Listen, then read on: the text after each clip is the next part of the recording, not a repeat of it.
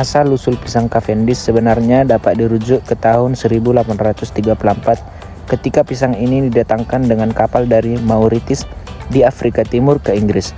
Seorang bangsawan Inggris bernama William Cavendish adalah orang yang menerima kiriman pisang tersebut.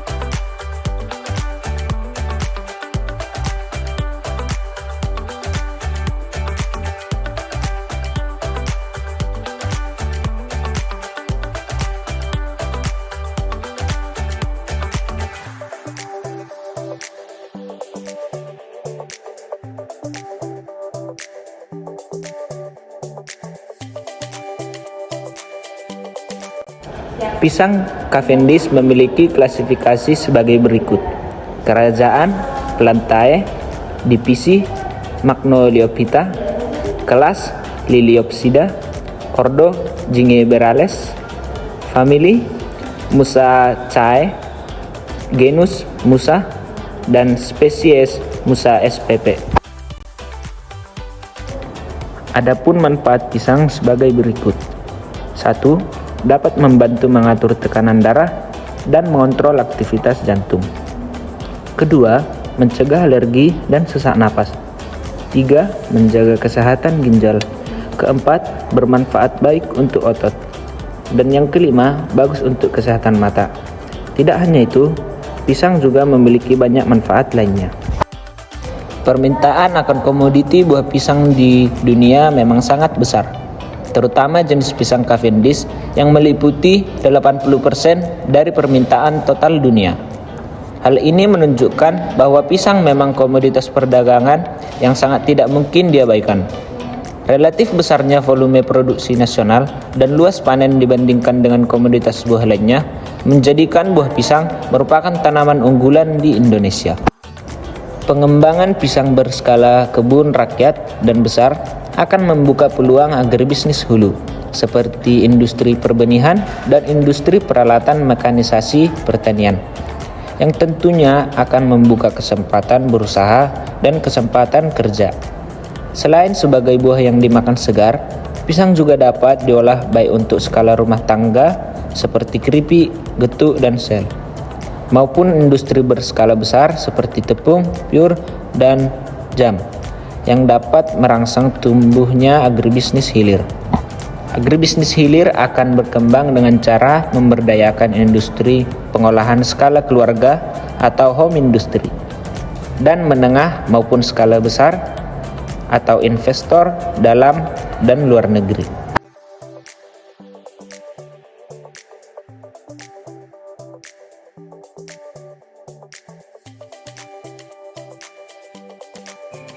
Subsistem agribisnis buah pisang, farming system atau sistem perkebunan. Selama ini, buah pisang hanya ditanam di pekarangan sebagai tanaman campuran dengan tanaman pangan atau perkebunan, maupun dengan pola tumpang sari, serta di lahan tegalan. Sentra produksinya tersebar dengan kepemilikan lahan yang kecil. Pertanaman pisang rakyat tersebut tidak pernah tersentuh teknologi, dibiarkan tumbuh dan berkembang sesuai alam sekitarnya. Oleh karena itu, diperlukan pengetahuan tentang farming system yang baik untuk penanaman buah pisang sebagai berikut. A. Pemilihan bibit atau benih. Kualitas benih berperan besar dalam keberhasilan budidaya pisang. Sifat unggul benih pisang akan terekspresi pada penampilan buahnya. Keunggulan tersebut menyangkut rasa manis produksi tinggi. Benih yang baik berasal dari perbanyakan vegetatif, kultur jaringan, biasanya tumbuh seragam tetapi cukup mahal. Memilih varietas seyogyanya berdasarkan pada varietas yang mempunyai nilai pasar dan berpeluang di masa depan yang baik. Varietas pisang yang banyak diminati antara lain adalah Cavendish, Ambon kuning, dan pisang emas. Untuk memperoleh benih yang baik dalam jumlah banyak dapat dilakukan secara mandiri oleh petani atau memesan benih bersertifikat dan bila perlu mengetahui sejarah benih yang akan dibeli. Hal ini dapat dipenuhi tentunya melalui penangkar yang terpercaya. 1. Bibit anakan. Tanaman pisang selalu diperbanyak secara vegetatif dengan memakai anakan atau saker yang tumbuh dari bonggolnya. 2. Bibit bit. Bibit juga bisa diperoleh dari bonggol tanaman pisang. Belahan bonggol ini disebut bit. 3. Melalui teknologi kultur jaringan, yaitu merupakan suatu teknik perbanyakan klonal dalam kondisi aseptik secara cepat. Bibit pisang hendaklah dipilih dari rumpun yang baik dan sehat, dapat diperoleh dari pembeli atau disediakan sendiri dengan sanitasi bibit yang baik. B. Pengolahan media tanam. Pemilihan lahan harus memperhatikan aspek iklim, di mana aspek iklim yang cocok untuk komoditi pisang yaitu iklim basah atau lembab, dengan curah hujan merata sepanjang tahun. Hal ini dikarenakan pisang merupakan tanaman dataran rendah di daerah tropis. Aspek-aspek lain yang harus diperhatikan yaitu prasarana ekonomi dan letak pasar. Keamanan dan sosial. Kemudian dibuat sangkeden dengan lebar target kemiringan lahan. Tumpang sari dengan tanaman lain dapat dilakukan dengan baik. C. Teknik penanaman. Pembuatan lubang tanam dilaksanakan 1-3 bulan sebelumnya, dengan ukuran lubang disesuaikan dengan tanah berat atau tanah gembur, biasanya dengan ukuran 60 cm x 60 cm x 60 cm dan jarak tanam sekitar 3,3 cm. Penanaman yang baik dilakukan pada awal musim penghujan. Tanaman yang diberi pupuk kandang atau kompos akan sangat berpengaruh terhadap kualitas rasa buah.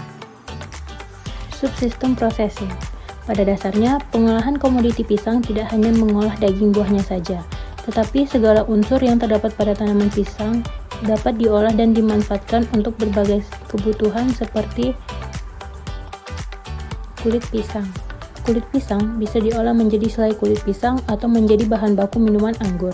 Lebih dari itu, kulit pisang juga dapat dimanfaatkan untuk pembuatan nata de banana, yaitu produk makanan yang terbentuk dari kumpulan biomasa yang terdiri dari selulosa dan memiliki penampilan seperti agar-agar warna putih seperti nata de coco. Selain kulit pisang, daun pisang juga bisa dimanfaatkan, yaitu daun yang tua yang sudah robek bisa untuk pakan ternak karena banyak mengandung unsur yang diperlukan oleh tubuh hewan. Tak hanya itu, jantung pisang juga bisa diolah untuk makanan lauk pauk atau dendeng jantung pisang. Bongol pisang atau batang pisang bagian bawah juga bisa diolah menjadi keripik bongol pisang, urap, lalapan. Bisa juga dijadikan pupuk dengan cara batang tersebut diiris-iris lalu dibakar jadi abu. Air bongol pisang, kapok, dan kelutuk dapat dijadikan obat disentri, pendarahan usus, obat kumur, serta untuk menghitamkan rambut. Kemudian ada buahnya. Industri pengolahan buah pisang skala besar lebih diarahkan pada industri tepung 1,5 sampai 2 ton per miligram, pure 600 kg sampai 1,5 ton per hari, dan jam 1 sampai 2 ton per hari. Sebagai contoh, pengubahan bentuk buah pisang menjadi tepung pisang akan mempermudah dan memperluas manfaat pisang sebagai bahan makanan, misalnya untuk kue, roti, bubur, kerupuk, dan lain-lain.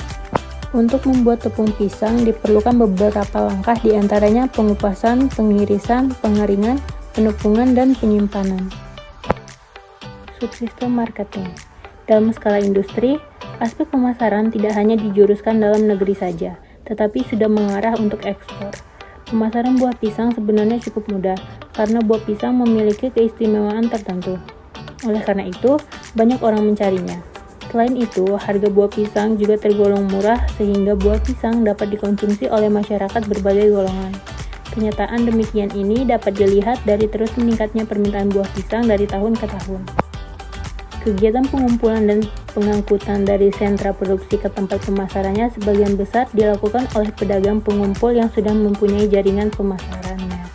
Pedagang pengumpul data pada umumnya merangkap sebagai tengkulak. Buah pisang dikumpulkan dari petani dengan cara sistem ijon, yaitu dengan membayar buah pisang yang masih muda dengan harga murah dan memanennya setelah agak tua. Di samping itu, pengumpul juga membeli pisang dari petani yang menjual langsung kepadanya. Setelah buah pisang yang terkumpul mencapai kapasitas 1 truk atau 4-5 ton, buah pisang diangkut ke tujuan pemasaran. Untuk pemasaran lokal, petani lebih suka memetik pada stadia matang penuh. Buah yang dipetik pada stadia ini dalam 3-4 hari akan menjadi matang penuh. Pemasaran yang memerlukan waktu, misal keluar daerah, keluar pulau, atau untuk ekspor, maka buah dipanen pada tingkat ketuaan 3/4 penuh. Hal ini dimaksudkan agar daya simpan pisang menjadi lebih lama. Buah menjadi matang setelah 7-19 hari penyimpanan. Untuk konsumsi pasar swalayan, dipilih pisang yang tingkat ketuaannya optimum, penampakannya menarik, tanpa cacat, dan varietas tertentu. Jenis-jenis pisang yang dipasarkan di pasar swalayan adalah jenis pisang Ambon dalam bentuk rangkaian 2-2 yang dikemas dalam kantong plastik berlubang, pisang barangan, pisang raja bulu, dan jenis-jenis lainnya termasuk Cavendish. Selain pemasaran dalam bentuk buah segar, pemasaran dalam bentuk olahan juga mempunyai peluang yang banyak. Bentuk olahan yang umum diperdagangkan seperti sale, segar, sale goreng, dan sebagainya. Namun dalam memasarkan buah pisang, terdapat beberapa kendala yang dihadapi petani antara lain sebagai berikut. 1. Pola pemasaran sekarang tidak menghargai produk bermutu dan selalu menerapkan harga borongan. 2. Penetapan harga cenderung dilakukan oleh pedagang pengumpul. 3. Sistem pemasaran yang ada saat ini belum berpihak kepada petani. 4. Fungsi kelompok tani untuk saat ini belum optimal. 5. Sebagian besar sentra produksi belum memiliki subterminal agribisnis atau STA.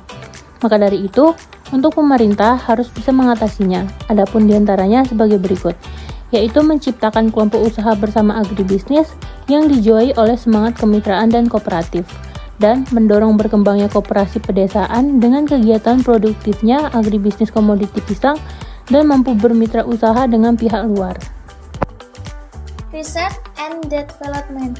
Pengembangan yang dilakukan selama ini masih tradisional dan belum menerapkan teknologi budidaya yang sesuai dengan standar teknik budidaya atau SOP. Maka dari itu, diperlukan riset dan pengembangan produk yang dilakukan guna melakukan perbaikan atau perubahan pada produk yang dihasilkan dalam proses produksi. Karena adanya dinamika lingkungan atau perubahan strategi perusahaan dalam menghadapi persaingan pasar. Dalam perkembangan komoditi buah-buahan pisang ini adalah masih lemahnya keterkaitan antar sektor pertanian dan sektor industri, terutama di pedesaan, sehingga sebagian terbesar komoditi pisang dipasarkan sebagai produk primer. Untuk lebih memperkuat keterkaitan antar sektor tersebut, diperlukan kerjasama intersektoral yang lebih aktif dalam mengembangkan komoditi pisang, penyediaan iptek, budidaya, dan agroindustri pisang yang mampu menyediakan alternatif produk sekunder dan tersier dari komoditi pisang yang di pedesaan dan kebijakan pemerintah yang lebih terarah. Selain itu, buah pisang memberikan kontribusi lebih dari 30% terhadap total konsumsi buah-buahan. Untuk menghadapi persaingan dunia usaha, diperlukan melakukan inovasi pengembangan kebun buah rakyat dengan menerapkan teknologi maju, yaitu strategi pengembangan pisang. Program pengembangan buah-buahan akan diprioritaskan pada daerah yang secara agroklimat cocok dan memiliki potensi sumber daya manusia, serta didukung dengan pola pengelolaan tanaman terpadu. Artinya, dalam sistem usaha agribisnis yang terkait dari tahap perencanaan persiapan lahan, pola dan teknologi budidaya prapanen, panen, dan pasca panen, serta pemberdayaan teknologi budaya, kelembagaan yang kuat terhadap produk yang dihasilkan agar dapat diterima atau disukai konsumen. Pengembangan pisang berskala kebun rakyat dan besar akan membuka peluang agribisnis hulu seperti industri pemenihan dan industri peralatan mekanisasi pertanian yang tentunya akan membuka kesempatan berusaha dan kesempatan kerja. Selain sebagai buah yang dimakan segar, pisang juga dapat diolah baik untuk skala rumah tangga seperti keripik, getuk, dan sale, maupun industri berskala besar seperti tepung, pur, dan jam yang dapat merangsang tumbuhnya agribisnis hilir. Agribisnis hilir akan berkembang dengan cara memperdayakan industri pengolahan skala keluarga atau home industry dan menengah maupun skala industri pengolahan besar atau investor dalam dan luar negeri. Upaya pengembangan pisang sejenis unggul yang berkualitas buah baik terbentuk dari kepada kesulitan penyediaan bibit yang baik pada tingkat petani, sedangkan upaya perluasan jangkauan pemasaran buah terbentuk kepada kualitas buah yang sangat beragam, daya tahan buah matang segar yang sangat rendah, dan terbatasnya upaya-upaya pengawatan dan pengolahan buah di tingkat petani.